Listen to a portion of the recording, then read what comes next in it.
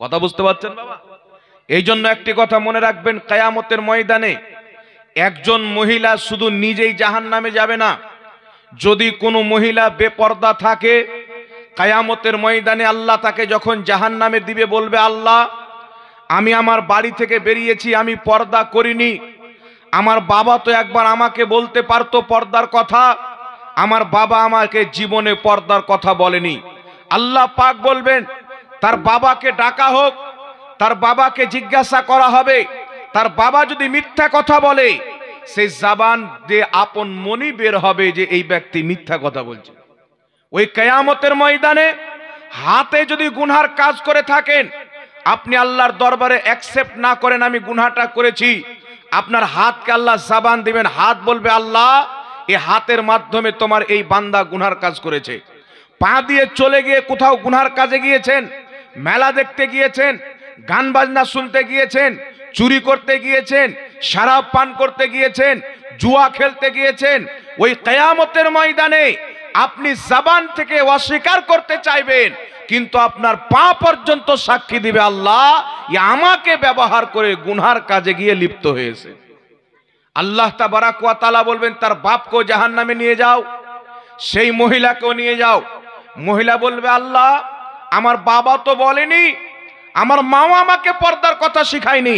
মহান রব্বুল আলামিন তার মাকে ডাকাবেন, তার মাকে জিজ্ঞাসা করা হবে, তার মায়েরও মুখ দিয়ে বের হবে, তাকে বেপর্দা পর্দা করার কোনোদিন আদেশ যেই মা নিজের মেয়েকে দেয়নি, সেই মাকে পর্যন্ত জাহান্নামের আগুনে নিয়ে যাওয়া হবে। তারপরে সেই মহিলার বড় ভাইকে ডাকা হবে, তারপরে তার স্বামীকে ডাকা হবে। আজকে আমাদের সমাজের মধ্যে দেখতে পাওয়া যায়, আমাদের যুবক ছেলে পিলে তারা কি করে, অমুসলিমদের কালচারকে নিজে আপন করে ধারণ করতেছেন। আমার আল্লাহ কোরআন পাকের মধ্যে বলেছেন, সারা পৃথিবীর সবচাইতে উত্তম চরিত্রের অধিকারী আল্লাহর হাবিব মুহাম্মদ রাসূলুল্লাহ। তিনার মতন কালচার, তিনার মতন ব্যবহার, তিনার মতন চরিত্রমান ব্যক্তি না আগে হয়েছে, না কিয়ামতের সকাল পর্যন্ত হতে পারে। জোরে বলেন সুবহানাল্লাহ। আমার নবীর এত সুন্দর চরিত্র, আমার যদি চরিত্র ভালো হয়, আমার বাপকে জিজ্ঞাসা করবেন, বলবেন আমার বেটা জাহাঙ্গীরের চরিত্র ভালো। মাকে জিজ্ঞাসা করবেন, ভালো। হয়তো আমার পড়োশিতে জিজ্ঞাসা করবেন, তারা বলবে ভালো নয়, চরিত্র খুব খারাপ। আমার ব্যাপারে সব বলবে না। যদি আমার মুসলমান ভাই আমাকে ভালো বলে, যদি কোনো হিন্দুকে জিজ্ঞাসা করা হয়, সে ব্যক্তি বেধর্মী, সে আমাকে খারাপ বলতে পারে। কিন্তু একমাত্র পৃথিবীর মাটিতে মুহাম্মদ রাসূলুল্লাহ, যেই মুহাম্মদ রাসূলুল্লাহকে ইহুদি পর্যন্ত, খ্রিস্টান পর্যন্ত, হিন্দু পর্যন্ত প্রত্যেক ধর্মের ব্যক্তি এক বাক্যে বলেছেন, মুহাম্মদ রাসূলুল্লাহর চরিত্র সবচাইতে উত্তম চরিত্র। জোরে বলেন সুবহানাল্লাহ। কারণ আমার আপনার নবী কোনো ইহুদিকে কষ্ট দেননি, কোনো নাসারাকে কষ্ট দেননি, কোনো হিন্দুকে কষ্ট দেননি। আমার আপনার নবীর দরবারে যারা এসেছেন, আল্লাহর হাবিব তাকে খুশ করে পাঠিয়েছেন, কাউকে খালি হাতে ফিরায়নি। মক্কার মাটিতে একজন মহিলা ছিল, যেই মহিলার স্বামী মারা যায়, একটা ইয়াতিম তার ছেলে রয়েছেন। মহিলা বাড়িতে রয়েছেন দীর্ঘদিন, একটাই কাপড় পরার কারণে তার কাপড়ের জায়গায় জায়গায় ফুটো হয়ে গেছে, জায়গায় জায়গায় ফেটে চিরে গেছেন। তার সন্তান বলল, মা, তুমি আমাকে অনুমতি দাও, আমি তোমার জন্য আমার মামার বাড়িতে গিয়ে একটা কাপড়ের ব্যবস্থা করে দিব। মা বললেন, বেটা যাও। বেটা চিন্তা করলেন, মা তো বাড়ির ভিতরে আছেন, কাপড় ফেটে ফেটে গিয়েছেন, মায়ের শরীর জায়গায় জায়গায় দেখতে পাওয়া যায়, আমার মা যদি বাড়ি থেকে বের হয়, আমার মায়ের ইজ্জত নষ্ট হবে। সেই ছেলে বাড়িতে মায়ের অনুমতি নিয়ে মামার কাছে গেলেন। তার মায়ের ভাই মামার কাছে গিয়ে বলছেন, মামা, মায়ের দেহের রক্ত, মায়ের দেহের কাপড় আপনার ফেটে গেছেন, মায়ের ইজ্জত সম্মান নষ্ট হবে যদি বাড়ি থেকে বের হয়, একটা কাপড়ের ব্যবস্থা করে দেন, আমি যেন আমার মায়ের ইজ্জতটা ঢাকতে পারি, আমার মায়ের কাপড়ের ব্যবস্থা করে দেন। তার মামা তাকে ধাক্কা দিয়ে বের করে দিল। ওই বাচ্চা কান্না করতে করতে আপন চাচার বাড়িতে গিয়ে বলছেন, চাচা, আমার আব্বা মারা যাওয়ার পর আমরা ইয়াতিম হয়ে গেছি, আমার মায়ের শরীরে একটাই কাপড় দীর্ঘদিন থাকার কারণে কাপড়টা ফেটে চিরে গেছেন, আমার মা যদি বাড়ি থেকে বের হয় আমার মায়ের ইজ্জতটা নষ্ট হবে, আমার মায়ের মানহানি হবে।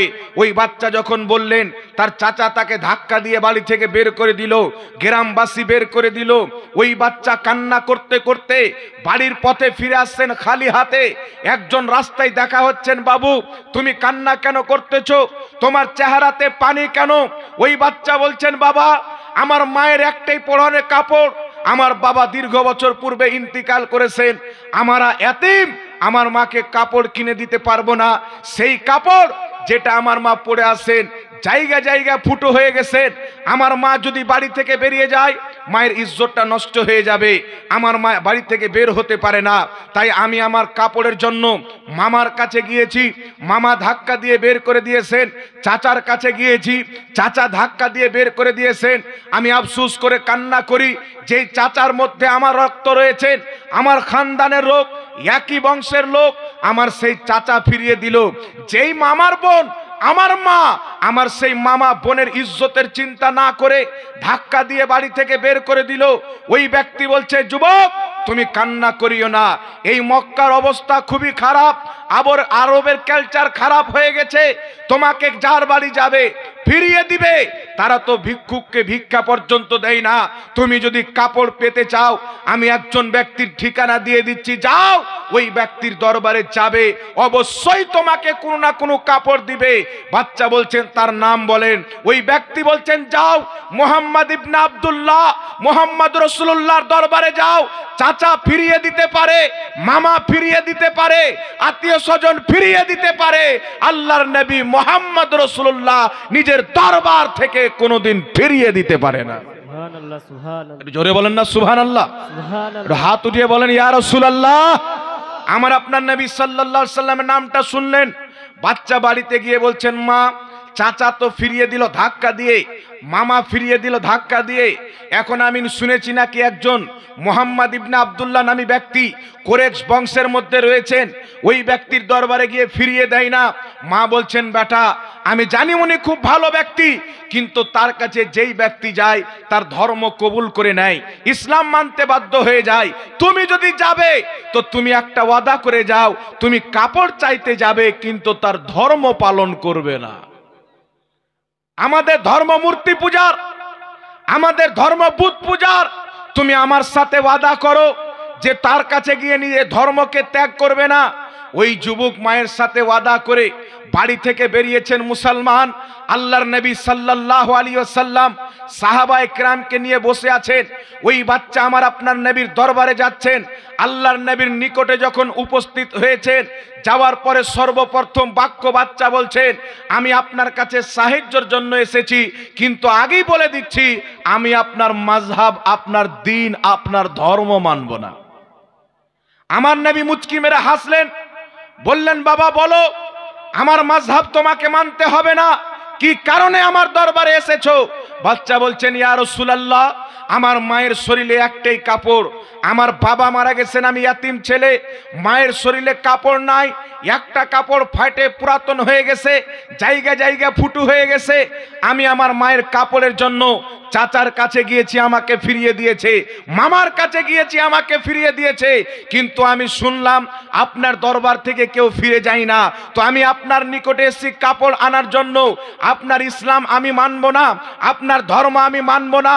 আমার আপনার নবী যখন শুনলেন, নিজের শরীরের চাদর মোবারকটা খুলে ওই বাচ্চাকে দিয়ে দিলেন, বললেন, বেটা যাও তোমার মায়ের শরীরে এই চাদরটা দিয়ে তোমার মায়ের ইজ্জতটাকে ঢেকে দাও।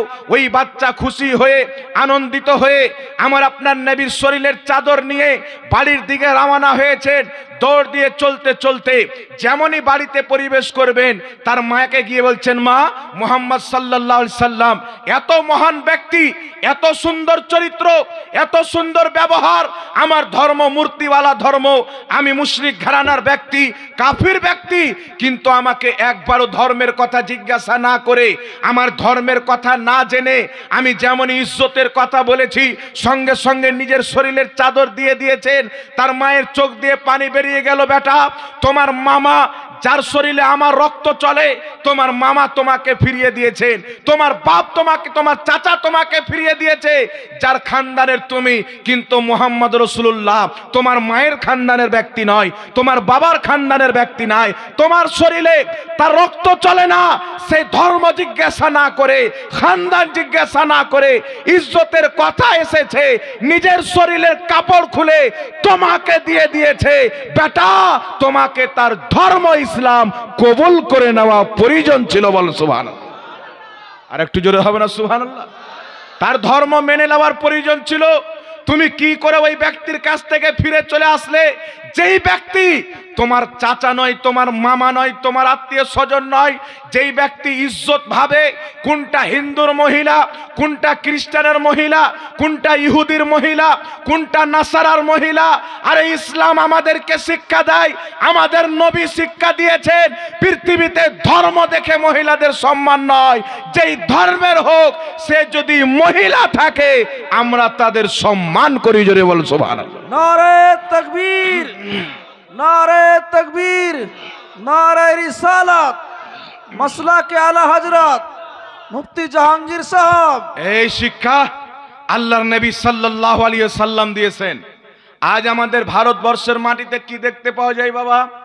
ভারতবর্ষের মাটিতে দেখতে পাওয়া যায় অনেক লোক বলে যে মুসলিম মহিলাদেরকে ভুলিয়ে ফুসলে বিয়ে করে তাদেরকে মুরতাদ বানাও। লাখ লাখ মহিলা আজকে হিন্দুদেরকে বিয়ে করে ভাগবো আতঙ্কবাদ একটা মুহিম আরএসএস চালিয়েছে, তাদের কাছে বিয়ে করে তাই সেই মহিলাকে আপনার নষ্ট করে বরবাদ করে 2-4 বছর পর ছেড়ে দেয়। কেউ আবার চাকু মেরে মেরে দেয়, কেউ আপনার মার্ডার করে নদীতে ফেলে দেয়। কিন্তু আমাদের ইসলাম এই শিক্ষা দেয় না। আমার আপনার নবী শিক্ষা দিয়েছেন, শুনো, একজন ইসলামিক নারী যদি থাকে তারও ইজ্জত করতে হবে, ও মুসলিমের নারী যদি থাকে তারও ইজ্জত করতে হবে। এই শিক্ষা জানি না অন্য ধর্মে আছে কি নাই, কিন্তু আমাদের ধর্ম ইসলামের মধ্যে আছে। জোরে বলুন সুবহানাল্লাহ, সুবহানাল্লাহ। নবী পাক সাল্লাল্লাহু আলাইহি সাল্লামের দরবার থেকে এসেছেন, তার মা বলছেন, বেটা, তোমার চাচা তোমার কে হয়? তার রক্ত তোমার শরীরের মধ্যে, একই রক্তের মানুষ। আমার যদি ইজ্জত নষ্ট হয়, তোমার চাচাদের নাক কাটবে, সে ফিরিয়ে দিল। আমার যদি ইজ্জত নষ্ট হয়, আমার ভাই তোমার মামার নাক কাটবে, সে তোমাকে ফিরিয়ে দিল। কিন্তু মুহাম্মদ রাসূলুল্লাহ কত সুন্দর চরিত্রমান, কত ভালো ব্যক্তি, কত সুন্দর মানব, যেই ব্যক্তি ধর্ম না দেখে নিজের শরীরের চাদর খুলে দিয়ে দেয়, বেটা তার ধর্ম তোমাকে মেনে নিতে হতো। বেটা বলছেন, মা, আমার তার চেহারা দেখে পাগল হয়ে গেছি, আমি তার চেহারা যখন থেকে দেখেছি বাড়ি আসতে ইচ্ছে করে না, মনে হয় মুহাম্মদ রাসূলুল্লাহর ওয়াদদুহা ওয়াল লাইল ওয়ালা চেহারা তাকাইতে থাকি, তাকাইতে থাকি। মা ইচ্ছা তো ছিল ইসলাম ধর্ম কবুল করব, কিন্তু তোমার সাথে ওয়াদা করে গিয়েছিলাম।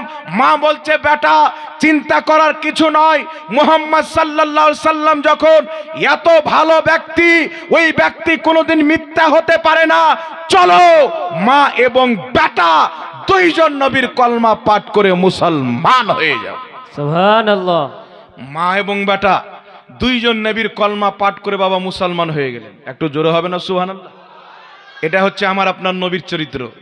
মুসলিম তো মুসলিম, অমুসলিম পর্যন্ত আমার আপনার নবী সাল্লাল্লাহু আলাইহি সাল্লামের চরিত্রকে উত্তম বলতে বাধ্য হয়েছে। আজ থেকে প্রায় কিছু বছর পূর্বে একজন খ্রিস্টান ব্যক্তি একটা কিতাব লিখেছেন। কিতাবটির নাম হচ্ছে দ্য 100। কি নাম? 100 জন মহামানবের। সেই কিতাবের মধ্যে গুণগান করেছে, লিস্ট বানিয়েছে। সে একজন খ্রিস্টান, সে যদি চাইতো তাদের নবী ঈসা আলাইহিস সালামের গুণগান প্রথম নম্বরে আনতে পারত। মুসা আলাইহিস সালামের গুণগান করা হয়েছে, ঈসা আলাইহিস সালামের গুণগান করা হয়েছে, রামের গুণগান করা হয়েছে, হিন্দু ভাইদের অসংখ্য ভগবানদের গুণগান করা হয়েছে। কিন্তু মুসলমান একজন খ্রিস্টান ব্যক্তি নিজের কিতাবের মধ্যে সর্বপ্রথম স্থানে যিনার নাম এনেছেন তিনি হচ্ছেন মুহাম্মদ রাসূলুল্লাহ। জোরে বলুন সুবহানাল্লাহ।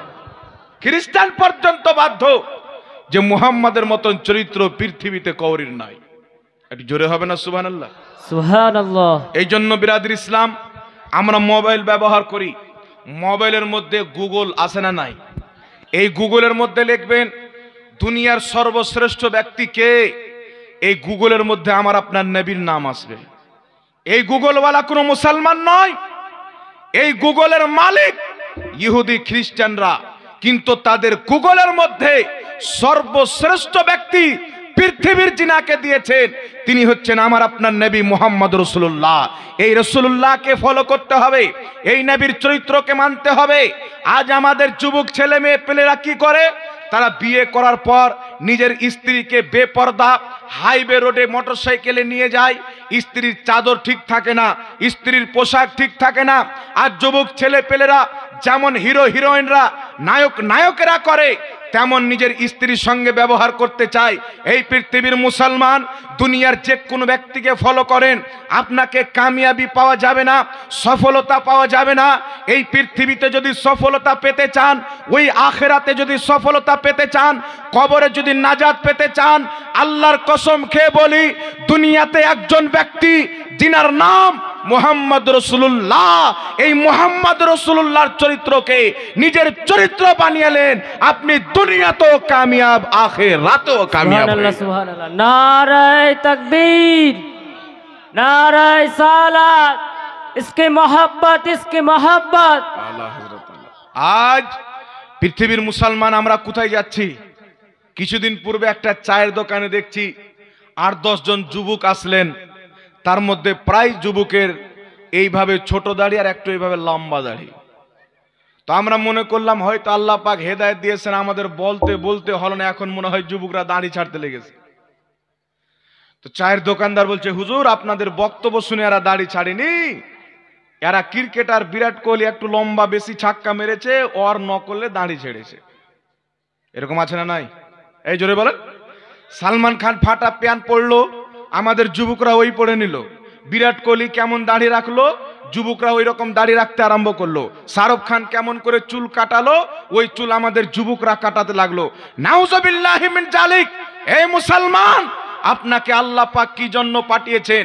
মুহাম্মদ রাসূলুল্লাহর চরিত্রকে আপনি পড়েছেন, শুনেন, এই নাপাকদের চরিত্রকে যদি আপনি অ্যাকসেপ্ট করেন, আপনি নাপাক হয়ে যাবেন, দুনিয়াটা আপনার অপবিত্র হয়ে যাবে। কিন্তু মুস্তাফার চরিত্রকে আপন করে দেখেন, ধারণ করে দেখেন। আল্লাহর কসম খেয়ে বলি, আবু বকর সিদ্দিকে আকবর হয়েছে মুস্তাফার চরিত্রকে ধারণ করে হয়েছে। উমারে ফারুকে আজম হয়েছে মুস্তাফার চরিত্রকে ধারণ করে হয়েছে। আব্দুল কাদের জিলানী গৌসে আজম হয়েছে নবীর চরিত্রকে ধারণ করে হয়েছে। ইমামে হুসেন শহীদে আজম হয়েছে নবীর চরিত্রকে ধারণ করে হয়েছে। জোরে বল সুবহানাল্লাহ, সুবহানাল্লাহ। একমাত্র রাসূল সাল্লাল্লাহু আলাইহি সাল্লামের চরিত্র যে আপনাকে কামিয়াব করতে পারে, আল্লাহর ওলি বানাতে পারে। একটু জোরে হবে না সুবহানাল্লাহ? দুনিয়ার কোন চরিত্র, দুনিয়ার কোন ব্যবহার, দুনিয়ার কোন কালচার মুসলমান আপনাকে কামিয়াবি দিতে পারে না। আজ পৃথিবীর মাটিতে কত মুসলমান আছে ভাই? আর জোরে বলেন, কোটি কোটি আছে না নাই? 100 কোটির চাইতেও বেশি হবে, হবে না? ভারতে তো আমাদের 40 কোটি, ইন্দোনেশিয়া, পাকিস্তান, বাংলাদেশ, সৌদি আরব, কত কোটি কোটি মুসলমান। কিন্তু এতগুলো মুসলমান